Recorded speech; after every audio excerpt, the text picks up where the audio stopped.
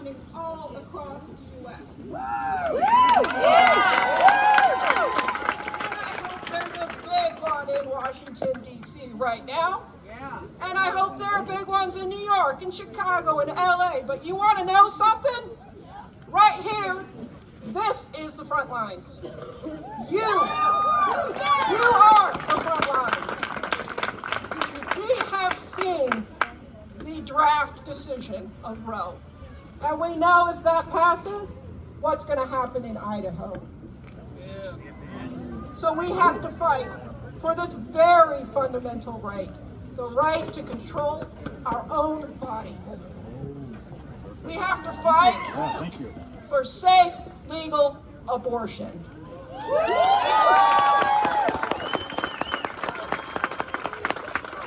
So in a minute, I'm going to introduce a historian who's going to talk about our deep history with abortion. Doesn't just go to Roe. We're going to have someone talk to us about the sociological changes to a family that happens with abortion, how abortion helps your family, and we're going to talk about where we need to go from here. Now, from this stage, you are going to hear things that make you sad, and you are going to hear a lot of things that make you angry. But I really hope you also find some joy and some hope. I mean, look at this. 1 week. In Idaho. In Idaho. On graduation day, dodgy weather. They said pick another day. I said no. You said no.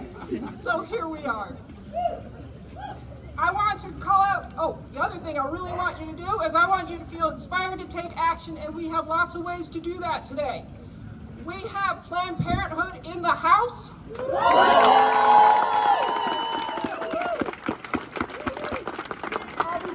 Please give them money. If you need inspiration, we've got free coffee from Cafe Artista. We've got free baked goods from Lavender Luck Bakery. They are free, but if you have a little extra change in your pocket, please give it to Planned Parenthood. We have a table making signs. If you don't have a beautiful one, you can make one right now. We have the action table. Where are my action table people? You can write a letter to your favorite or least favorite legislator. We know that Crapo and Risch aren't going to do anything for us, but we think they should hear from us every time they vote against us. Otherwise, they say, nobody said anything, right? We have alternatives to violence in the police. They've got information, they've got free pins. And most of all, what we need you guys to do is to vote.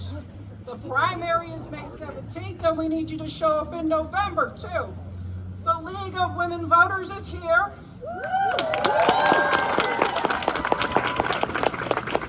If you haven't registered to vote, they will help you figure out how to do that.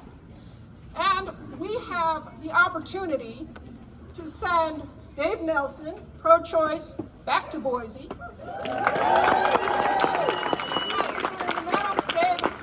And along with him, we can send 2 more pro-choice candidates to Boise.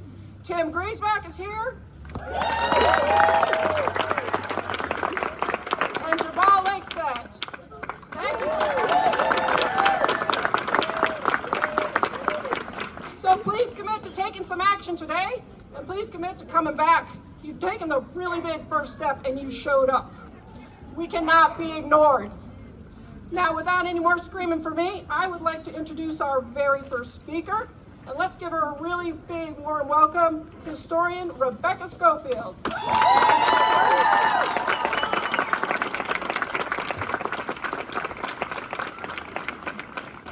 can you all hear me?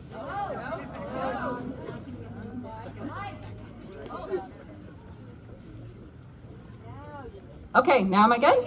Great! Who's ready for a history lecture? Woo!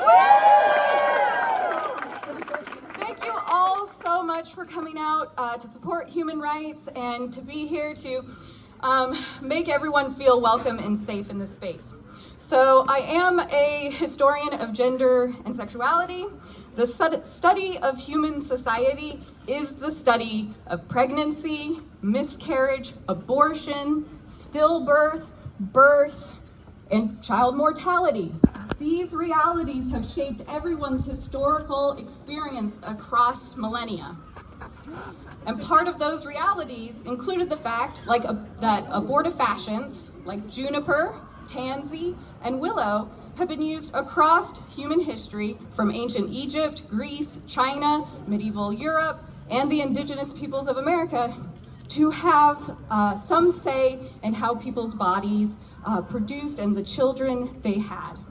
So in many cultures, as noted by Hippocrates, this science or way of knowing was controlled mostly by midwives, with the knowledge being handed down generation to generation, often in places like cookbooks.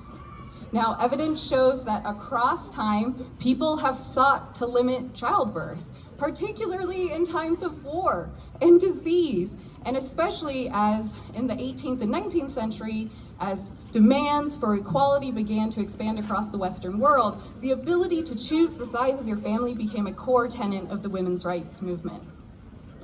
So, when seeking to control the bodies of its subjects or citizens, oppressive institutions have always looked to destroying community-based bodies of knowledge, and they seek to redefine how people understood their own bodily processes.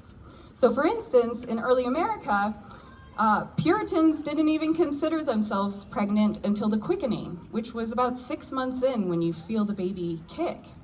So we know that the relationship between a body and a fetus has already changed and that it will continue to change. In America in 1873, the Comstock laws sought to end people's ability to gain information about contraception and abortion via the Postal Service. They labeled this information obscene. This act essentially argued that while a body was strong enough to endure childbirth, but sensibilities were too weak to understand how to prevent or end a pregnancy. This was driven in part by eugenics, by Jim Crow, by immigration restriction, and as well as a backlash to suffrage and the women's rights movement. The anti-abortion laws expanded over the early 20th century, but we know for a fact abortions continued to happen. Right here at Gritman performed abortions when a mother's life was endangered in the 1920s, 1930s. That continued to happen.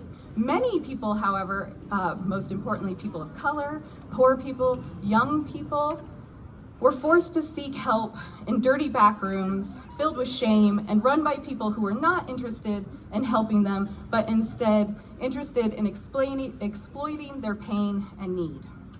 So in 1972, right before Roe v. Wade passed, a Gallup poll found that 68% of all Americans believe that, quote, the decision to have an abortion should be the decision solely of a woman and her physician. A greater proportion of Republicans agreed with this statement than Democrats. Today, still about roughly 76% of Americans agree that at least some form of abortion should be legal, despite a concerted campaign by oppressive institutions to convince the American public that abortion is not a social reality. Most people understand that that is a fantasy. History has demonstrated that abortion is normal and common, and that it has saved the mental and physical health of millions of people across time. Today, we are faced with one of the largest pushes to limit access to information that we've seen in a generation. From trying to control the books our kids read in school, to the subjects our educators are allowed to teach on, to the ability to understand our own body and make choices about our own lives. A minority has politicized a normal bodily process and weaponized access to knowledge. But I just want to say that history is not a steady march towards progress. It is an inch by inch by inch fight. And waves of success have almost always been followed by decades of retraction. So we face today the same fight that a millennia of humans have endured. Our path forward is one of knowledge and conviction born of experience. Thank you very much. And I would like to introduce my mother next.